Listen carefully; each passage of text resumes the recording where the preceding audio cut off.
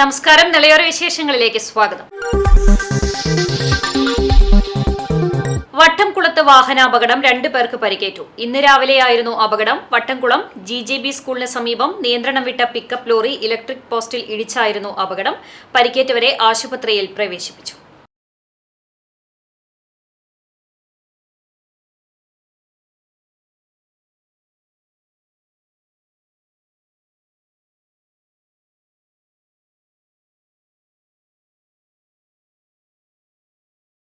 ലോക്സഭാ തിരഞ്ഞെടുപ്പ് തീയതികൾ പ്രഖ്യാപിച്ചതോടെ പ്രചരണം ഊർജിതമാക്കി മുന്നണി സ്ഥാനാർത്ഥികൾ. പാലക്കാട് പാർലമെന്റ് മണ്ഡലം NDA സ്ഥാനാർത്ഥി C. കൃഷ്ണദാസ് പ്രചരണവുമായി പട്ടാമ്പി മണ്ഡലത്തിൽ പര്യടനം നടത്തി.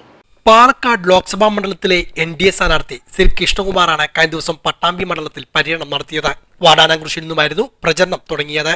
തുടർന്ന് ഓങ്ങല്ലൂർ, പട്ടാമ്പി, കീഴായൂർ, വല്ലപ്പുഴ, ചെറുകോട്, മുതുതല എന്നിവിടങ്ങളിലും സ്ഥാനാർത്ഥി പ്രചരണവുമായി രംഗത്തെത്തി. വ്യാപാരികൾ ഉൾപ്പെടെയുള്ളവരെ നേരിൽ കണ്ടുള്ള വോട്ടഭ്യർത്ഥനയായിരുന്നു പട്ടാമ്പി ഉൾപ്പെടെയുള്ളവിടങ്ങളിൽ നടത്തിയത്.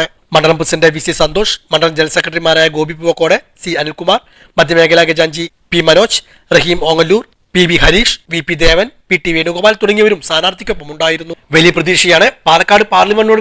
പ്രതീക്ഷയോടെയാണ് NDA പാലക്കാട് പാർലമെന്റ് മണ്ഡലത്തെ നോക്കിക്കാണുന്നതെന്ന് സ്ഥാനാർത്ഥി C. കൃഷ്ണകുമാർ പ്രതികരിച്ചു. ഒന്നാം ഘട്ട പ്രചരണം പൂർത്തീകരിച്ച് രണ്ടാം ഘട്ട പ്രചരണത്തിന്റെ പകുതിയോളം മണ്ഡലങ്ങൾ പൂർത്തീകരിച്ചിരിക്കുകയാണ്. ഞങ്ങൾ തെരഞ്ഞെടുപ്പ് പ്രചരണം ആരംഭിക്കുന്ന സമയത്ത് ഉണ്ടായിരുന്നതിൻ്റെ ഇരട്ടി ആത്മവിശ്വാസമൊന്നും ഞങ്ങൾക്കുണ്ട്. കാരണം ജനങ്ങളെ സമീപിക്കുന്ന സമയത്ത് ജനങ്ങൾക്ക് കൃത്യമായിട്ട് ബോധ്യം വന്നിട്ടുണ്ട് ആരാണ് ഈ രാജ്യത്ത് കഴിഞ്ഞ 10 വർഷക്കാലം വികസനം നടത്തിയതെന്നും ജനങ്ങൾക്ക്, സാധാരണക്കാരായ ആളുകൾക്ക് വേണ്ടിയിട്ടുള്ള വികസന പദ്ധതികളും ജനക്ഷേമ പദ്ധതികളും ആരാണ് അവർക്ക് എത്തിച്ചതെന്നും സംബന്ധിച്ച് ജനങ്ങൾക്ക് കൃത്യമായിട്ടുള്ള ബോധ്യമുണ്ട്. അവർ നരേന്ദ്രമോദി വീണ്ടും അധികാരത്തിൽ വരണമെന്ന് ആഗ്രഹിക്കുന്നു. ഈ രാജ്യത്തെ മുന്നോട്ട് കൊണ്ടുപോകാൻ മോദി സർക്കാരിനെ കഴിയുമെന്ന് അവർ വിശ്വസിക്കുന്നു. അതോടൊപ്പം തന്നെ പാലക്കാട് 2 ജനപ്രതിനിധികൾ, ഇതിനു മുമ്പുണ്ടായിരുന്ന ഇടതുപക്ഷത്തിൻ്റെയും ഇപ്പോഴുള്ള UDFിൻ്റെയും ജനപ്രതിനിധികൾ പരാജയമാണെന്ന് അവർക്ക് ബോധ്യമുണ്ട്. ഇവിടെ വികസനം വരണമെങ്കിൽ മോദിയെ പിന്തുണയ്ക്കുന്ന NDAയുടെ ജനപ്രതിനിധി ഇവിടുന്ന് തെരഞ്ഞെടുക്കണമെന്ന് ജനങ്ങൾ ആഗ്രഹിക്കുന്നുണ്ട്. ആ മാറ്റം, ആ ആഗ്രഹം ഇത്തവണത്തെ തെരഞ്ഞെടുപ്പിൽ വോട്ടിലൂടെ പ്രതിഫലിക്കും. അതാണ് ഞങ്ങളുടെ ആഗ്രഹം. ഏത് തരത്തിലുള്ള ഇന്ത്യ വേണമെന്നുള്ള തെരഞ്ഞെടുപ്പ് കൂടിയാണ് ഇത്തവണയെന്ന് മന്ത്രി MB രാജേഷ്. ഓങ്ങല്ലൂരിൽ LDF തിരഞ്ഞെടുപ്പ് കൺവെൻഷൻ ഉദ്ഘാടനം ചെയ്ത് സംസാരിക്കുകയായിരുന്നു അദ്ദേഹം. ഓങ്ങല്ലൂർ MTS ഓഡിറ്റോറിയത്തിൽ വെച്ചാണ് LDF ഓങ്ങല്ലൂർ തിരഞ്ഞെടുപ്പ് കൺവെൻഷൻ സംഘടിപ്പിച്ചത്. തദ്ദേശ സ്വയംഭരണ വകുപ്പ് മന്ത്രി MB രാജേഷ് കൺവെൻഷൻ ഉദ്ഘാടനം ചെയ്തു. BJP ഒരിക്കൽ കൂടി അധികാരത്തിൽ വന്നാൽ ഇന്ത്യ മതാധിഷ്ഠിത ഫാസിസ്റ്റ് രാജ്യമായി മാറുമെന്ന് ഉദ്ഘാടന പ്രസംഗത്തിൽ മന്ത്രി സൂചിപ്പിച്ചു. അതുകൊണ്ട് തന്നെ ഏത് തരത്തിലുള്ള ഇന്ത്യ വേണമെന്നുള്ള തെരഞ്ഞെടുപ്പ് കൂടിയാണ് ഇതെന്നും MB രാജേഷ് ഓർമ്മപ്പെടുത്തി. നമ്മളെല്ലാം ജനിച്ച് ജീവിച്ച, ഇത്രയും കാലം വളർന്ന, സ്വാതന്ത്ര്യാനന്തരം 3/4 നൂറ്റാണ്ട് നിലനിന്ന ഒരുപാട് കുറവുകളും പോരായ്മകളും പരിമിതികളും എല്ലാം ഉണ്ടെങ്കിലും സമാധാനത്തോടെ നമ്മൾ ജീവിച്ച ഒരു മതനിരപേക്ഷ ജനാധിപത്യ ഇന്ത്യ വേണോ അതോ ഒരു മതാധിഷ്ഠിത ഫാസിസ്റ്റ് രാഷ്ട്രം വേണോ എന്നതാണ് ഇപ്പോൾ വരുന്നത്. BJP ഒരിക്കൽ കൂടി വന്നാൽ ഈ 75 കൊല്ലം നിലനിന്ന് ഇന്ത്യ ഉണ്ടാവില്ല എന്നുള്ളത് ഉറപ്പാണ്. അതിലിപ്പോൾ ആർക്കും സംശയമുണ്ടെന്ന് തോന്നുന്നില്ല. നമ്മൾ ഇടതുപക്ഷം ഇത് പണ്ട് മുതലേ പറഞ്ഞുകൊണ്ടിരിക്കുന്നതാണെങ്കിലും വിശ്വസിക്കാൻ ഒരുപാട് പേരുണ്ടായി. ഇപ്പോ ആർക്കും അക്കാര്യത്തിൽ സംശയമുണ്ടെങ്കിൽ തോന്നുന്നില്ല.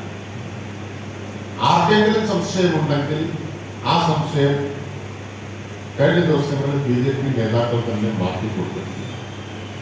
ഇതുവരെ ഒളിച്ചുവെച്ച കാര്യം ഇപ്പോൾ പരസ്യമായി പറയേണ്ടതുണ്ട്. CPI ലോക്കൽ സെക്രട്ടറി പ്രശാന്ത് അധ്യക്ഷനായിരുന്നു. നേതാക്കളായ TK Narayanadas, MM Narayanan, Abdurahman, Ashraf Ali Vallappuzha, Muhammad Manu, Khader, PV Ratheesh, TV Girish, C Achuthan തുടങ്ങിയവർ പങ്കെടുത്ത് സംസാരിച്ചു. പട്ടാമ്പിയിൽ UDF തെരഞ്ഞെടുപ്പ് കൺവെൻഷൻ സംഘടിപ്പിച്ചു. Doctor P. സരീൻ കൺവെൻഷൻ ഉദ്ഘാടനം ചെയ്തു. പാലക്കാട് പാർലമെന്റ് മണ്ഡലം UDF സ്ഥാനാർത്ഥി VK ശ്രീകണ്ഠന്റെ തെരഞ്ഞെടുപ്പ് പ്രചരണത്തിന്റെ ഭാഗമായാണ് പട്ടാമ്പിയിൽ UDF തെരഞ്ഞെടുപ്പ് കൺവെൻഷൻ സംഘടിപ്പിച്ചത്. പട്ടാമ്പി മുനിസിപ്പൽ തല കൺവെൻഷൻ ഡോക്ടർ പി സരിൻ ഉദ്ഘാടനം ചെയ്തു. ഇന്ത്യ മഹാരാജ്യത്തിന്റെ ജനാധിപത്യത്തിൽ വലിയൊരു സ്ഥാനം വരുന്ന കാലത്ത് ഇനി വരാൻ പോകുന്ന ഭാവിയിൽ എഴുതപ്പെടാൻ പോകുന്ന ചരിത്രത്തിന്റെ ഭാഗമായൊക്കെ ഉണ്ടാവുക എന്നുള്ളത് തെളിയിക്കപ്പെടാൻ ഇനി ദിവസങ്ങളും ആഴ്ചകളും ഏറിയാൽ 2 മാസങ്ങളും മാത്രമാണ് ബാക്കി. ജൂൺ 4-ന് സ്കൂളൊക്കെ തുറന്ന ശേഷമാണ് കൗണ്ടിംഗ് നടക്കാൻ പോകുന്നത്. ഒരുപക്ഷെ കേരളത്തിൽ കഴിഞ്ഞ 5 പാർലമെന്റ് ഇലക്ഷനുകൾ, അതായത് 2004 മുതൽ ഇങ്ങോട്ടുള്ള പാർലമെന്റ് ഇലക്ഷനുകളുടെ കണക്കാണ് ഞാൻ പറയുന്നത്, എല്ലാം ഏപ്രിൽ മെയ് മാസങ്ങളിലായിരുന്നു നടന്നത്.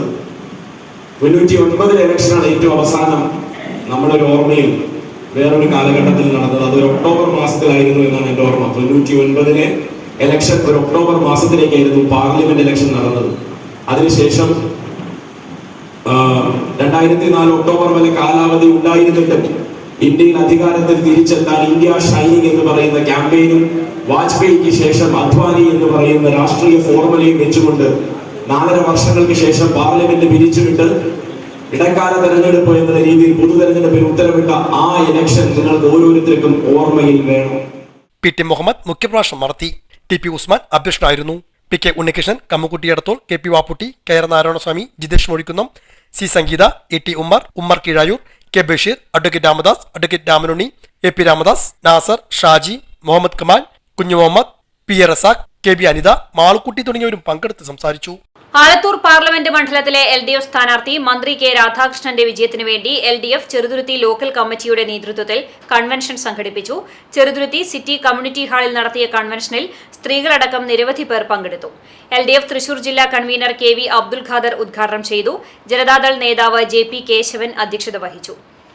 SC/ST corporation chairman UR Pradeep മുഖ്യപ്രഭാഷണം നടത്തി. LDF election committee chairman Sheikh Abdul Khader, Congress S നേതാവ് KM Yusuf master, CPI local secretary Moideenkutty, CPM നേതാക്കളായ P നിർമ്മലാദേവി, KR ഗിരീഷ് തുടങ്ങിയവർ സംസാരിച്ചു.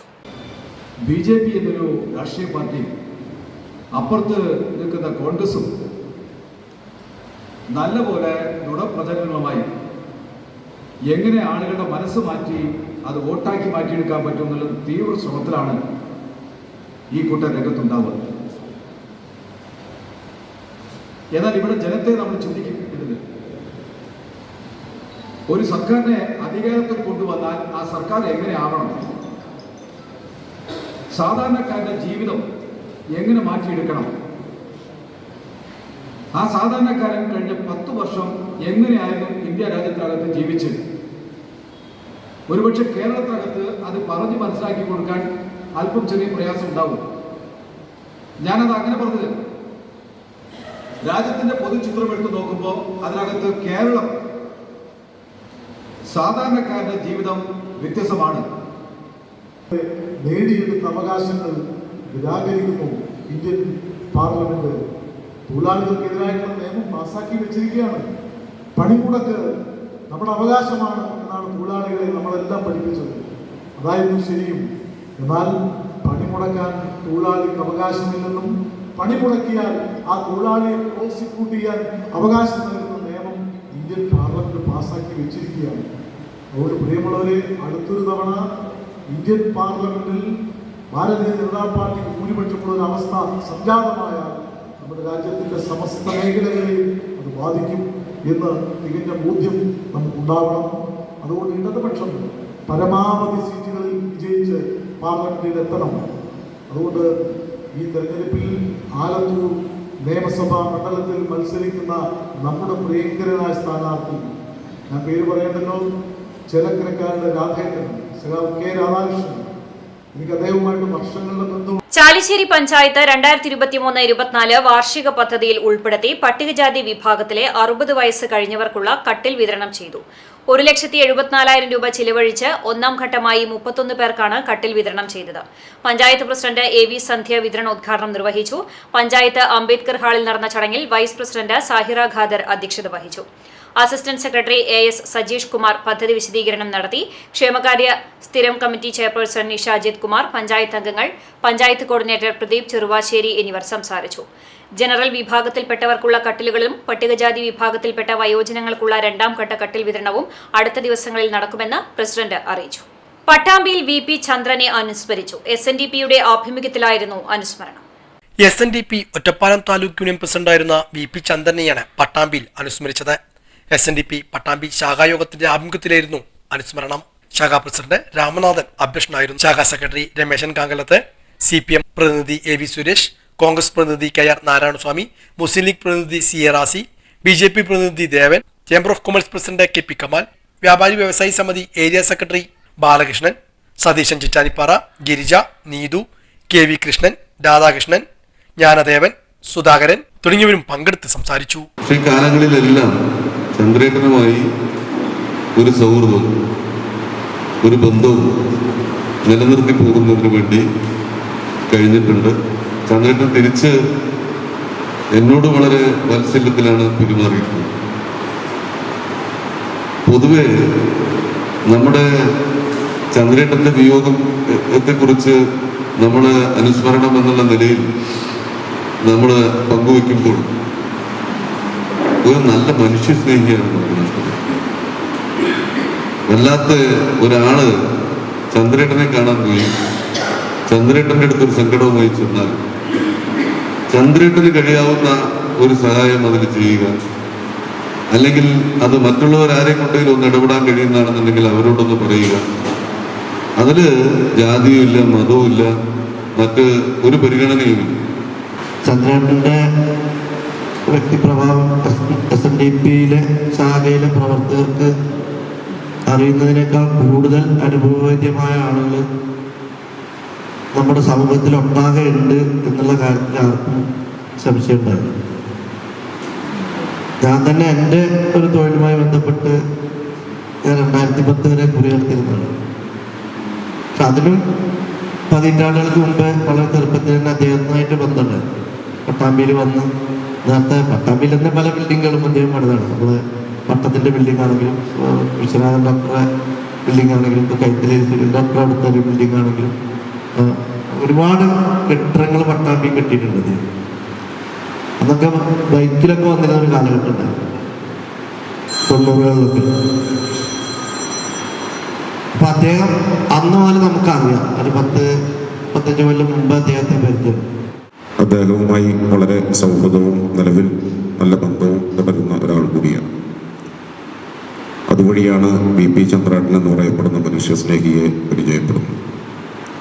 അദ്ദേഹം മരണപ്പെട്ട അന്ന് ആമയൂരിലുള്ള ജലീൽ എന്ന് പറയപ്പെടുന്ന, എനിക്ക് നേരിട്ടറിയില്ല, ജലീൽ എന്ന് പറയപ്പെടുന്ന ഒരു സുഹൃത്ത് അദ്ദേഹത്തിൻ്റെ ഫേസ്ബുക്ക് പേജിൽ കുറിച്ചു വെച്ച വാക്ക്, അദ്ദേഹം കോൺട്രാക്ടർ ചന്ദ്രേട്ടനായിരിക്കുന്ന കാലത്ത് നിരവധിയാകുന്ന കെട്ടിടങ്ങളും ബിൽഡിങ്ങുകളും അദ്ദേഹം രൂപകൽപ്പന ചെയ്ത് വിവിധങ്ങളായ ആളുകൾക്ക് വേണ്ടി അദ്ദേഹം ഉണ്ടാക്കിയിട്ടുണ്ട്.